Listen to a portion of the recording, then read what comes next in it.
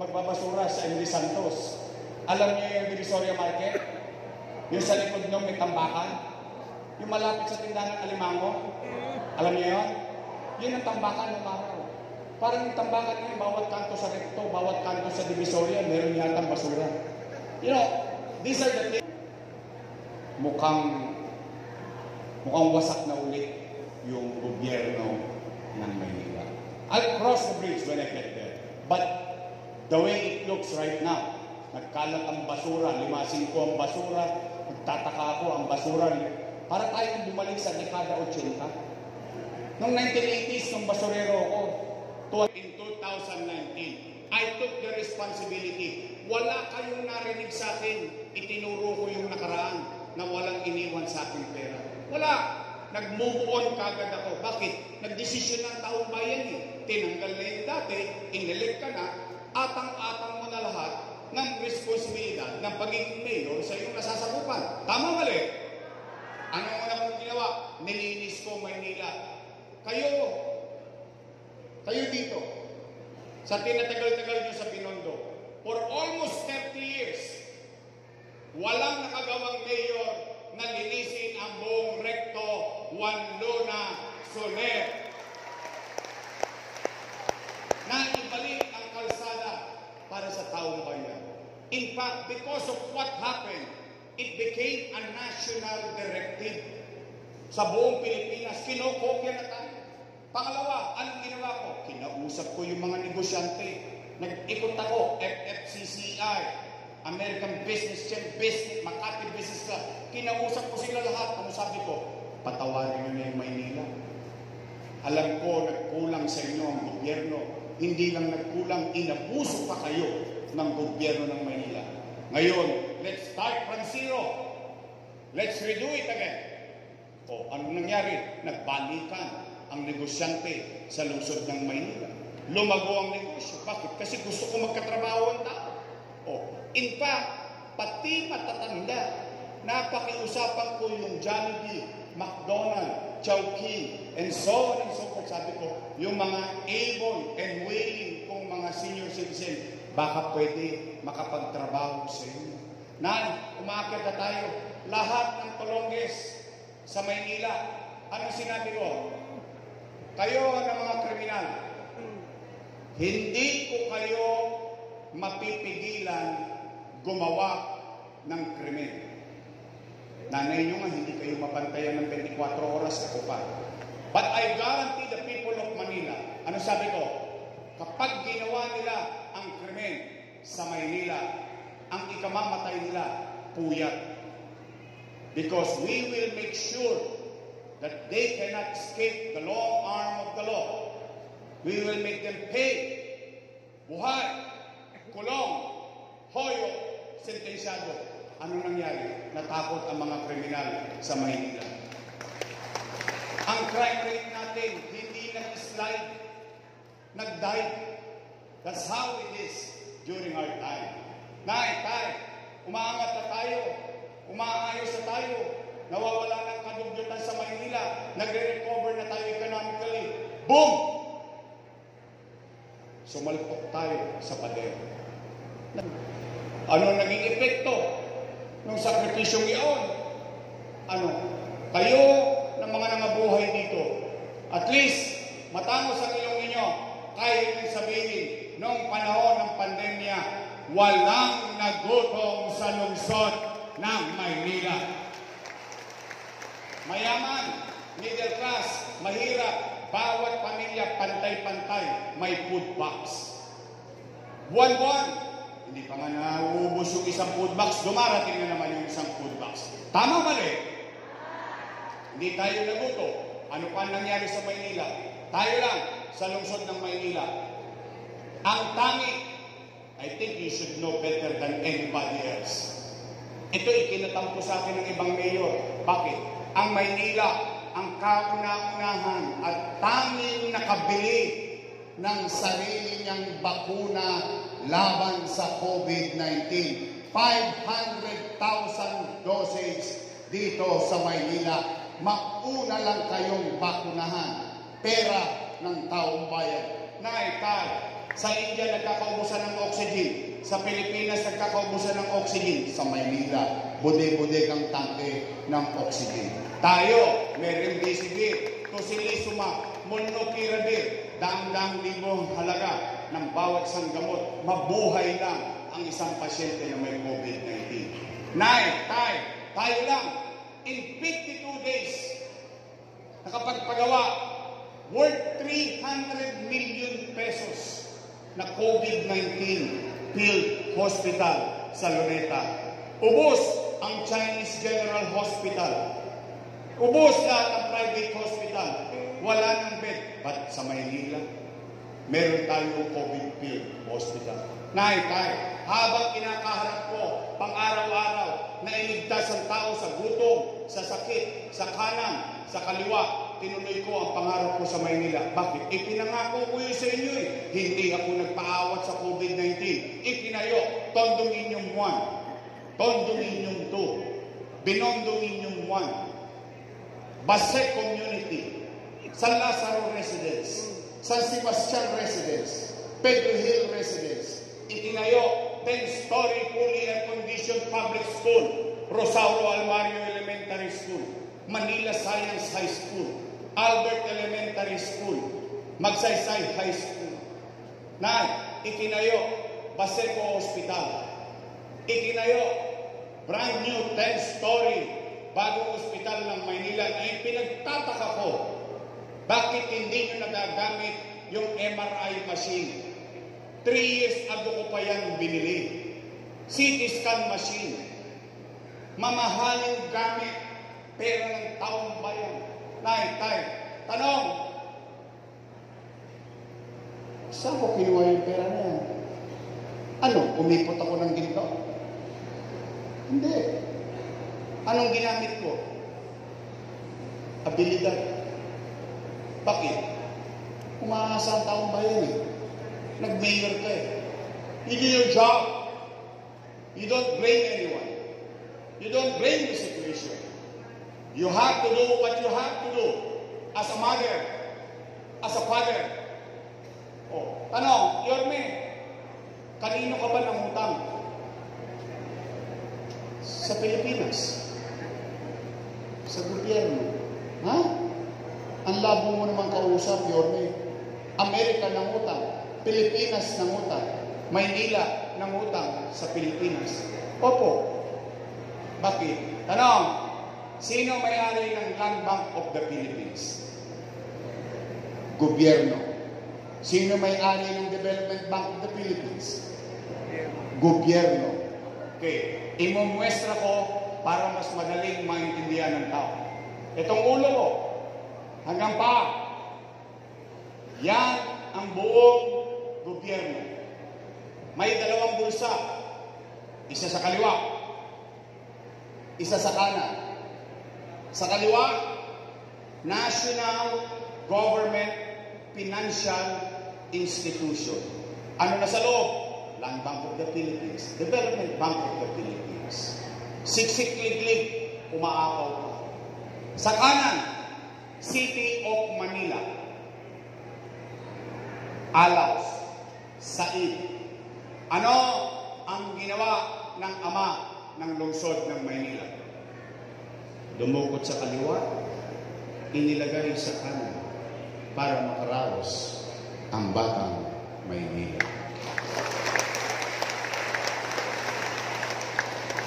Yun daw ay mali. Mali daw yun. Ano? Sino nagpalitan ng pera? Gobyerno? Gobyerno. Sino nakinabang sa pera? Taong bayan. Kaya nga sabi ko kanina, salamat sa Diyos. Nakaraos tayo. Nakatawid tayo. Ito, buhay tayong lahat ngayon dito sa Tutuwa. Ayun daw ay mali. Mali. Mali daw yun. Tay, kung yun ay mali, edi mali din sila. Bakit? Kasama ko silang gumawa nun. Yung majority floor leader nyo, na ngayon si Congressman Chihuahua. Ay, chihuahua ng chihuahua. Liit-liit na asong, ingay-ingay ng bibig eh. Hindi, totoo lang. Real talk lang naman tayo. Siya majority floor leader nun eh. Ng konseyo. Sino vice mayor mo nun? Sila. Eh, mali pala yun eh. Eh, ba't yung inaprobahan?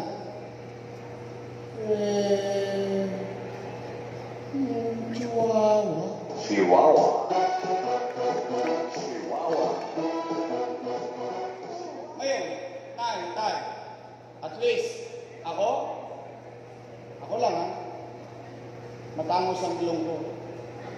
Maglalakad ako sa Ilaya, Tabora, Carmen Planas, El Cabo, Santo Cristo, MD Santos, Binondo, Suyo, Juan Recto. Isa lang masasabi ko. Hayaan ko ang taong bayan maghusgan kung ako'y mali. Pero isa lang ang sigurado, nakaraos kami nung panahon ng pandemya. Kaya, mga nanay tatay ko na naparito, malamang, ipatatawag din kayo nun. Ay, puntahan ninyo. Karapatan ninyong makinig kayo mamamayan. Tama po ba? Pero pwede ba ako makisuyo bago tayo magtapos? Pwede ba makisuyo? Pwede ba ipabatid ninyo yung mensahe ko sa kanila? Halimbawa, pinatawag na kayo. Sinabi-sabi nila, ay, utang. Pag ginanang nila, sagutin ninyo, oy, may pinasasabi sa inyo si Yorme, umalis na raw kayo dyan, siya na lang magbabayad ng utang. Ano? Sino dito walang utang? O kita nyo, walang nagtaas ang kamay. Ganun talaga buhay. That's life. Sa negosyo, nangungutang ka para lumago ka. Minsan tumutukod ang cheque mo. Sa buhay, kailangan mo ng gatas. Gagawa mo ng paraan, babalik kay Bombay. Lahat ng pamamaraan kung paano mo iraraos ang pamilya mo, gagawin ng isang ina, gagawin ng isang ama. Mano pa ang isang ama ng 2 milyong Manilenyong umaasa sa kanya. O kaya Nay, gusto niyo ba talaga akong bumalik? Really? Bakit sinacharot-charot niyo lang ako? Hindi nga. Talaga? O taas nga kamay na gusto kong bumalik? Talaga? Promise? Next man? O sige. O ito ha. Nay, real talk. Kasi gusto ko lagi kwentas claras tayo. Anong gagawin ninyo? Anong gagawin ko? Kayo na bilang mamamayan, kami na bilang leader. Dapat ganun lagi ang gobyerno para maliwanag ang laging pag-uusapan. Nay, I'm not really sure, but most likely, mukhang wasak na ulit yung gobyerno ng Maynila. I'll cross the bridge when I get there. But the way it looks right now, nagkalat ang basura, 5-5 ang basura, nagtataka ako ang basura, para tayong bumalik sa dekada 80.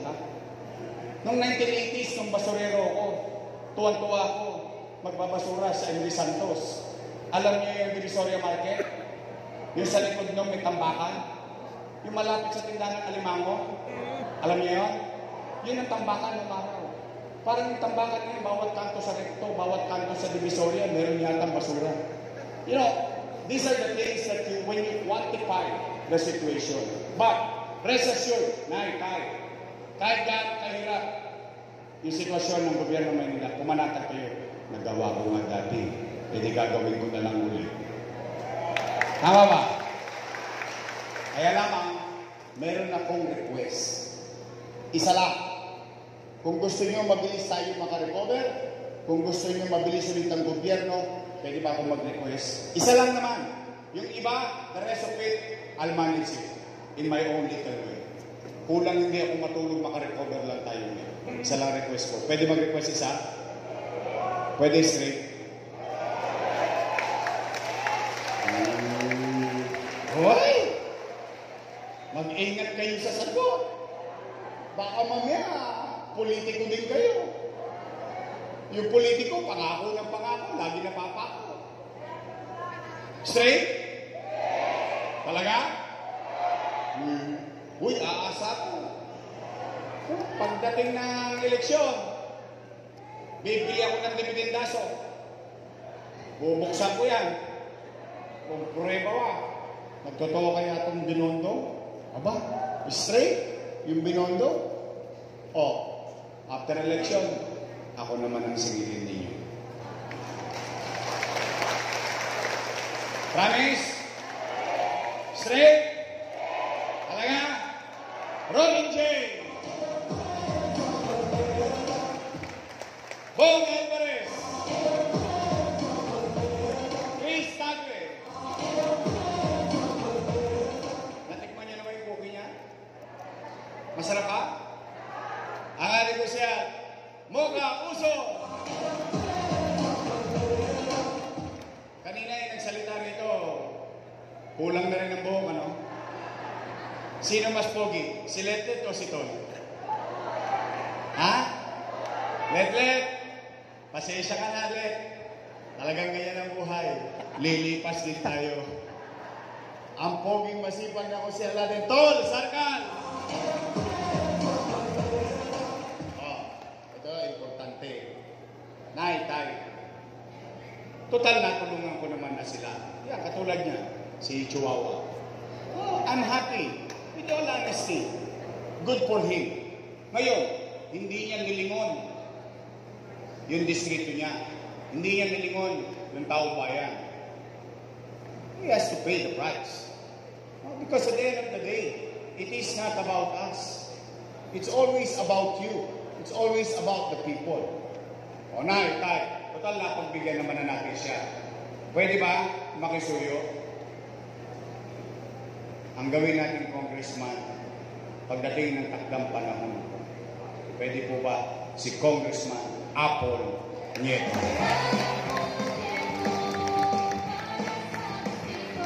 At least sigurado ako rito, iikutin ang bahay niyo. At least sigurado ako rito, makikita niyo sa kalsada to. Hindi sa quad bomb niyo makikita. At puro kiyaw-kiyaw, hausyaw. Hindi, ako naman taong bayan niya eh. Yan ang importante naman sa akin. Ito naman, ang aking partner, graduate ng Lasal.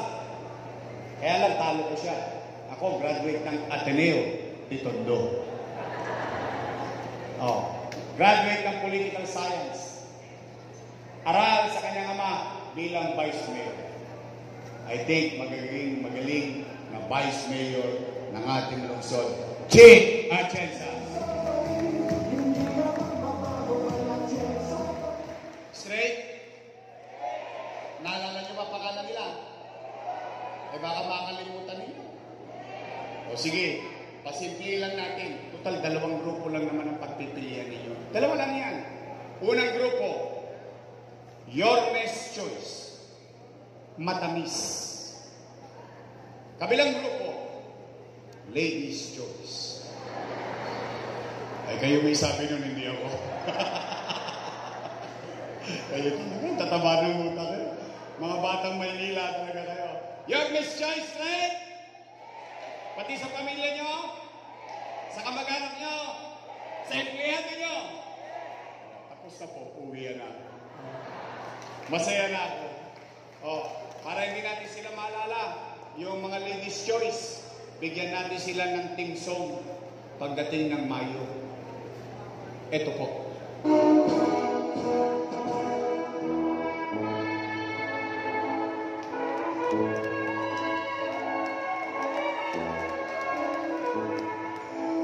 Pag-graduate na natin lahat yun. Pwede? Mag-iingat kayo. Maraming salamat sa oras na pinagkaloob nyo sa amin. Nakonsumi ba kayo? Masaya na kami. Pero mag-iingat kayo at huwag kayong mawawala ng pag-asa. May awa ang Diyos. Makakaraos din tayo. Makaka-recover din tayo. Maraming salamat sa inyong lahat at pagpalain nawa kayo ng Pong May Kapal. Manilo! God first. Thank you. Maraming salamat po. Yorme, Isko Panelo Magoso, and Vice Mayor G. Atienza from the Distrito 3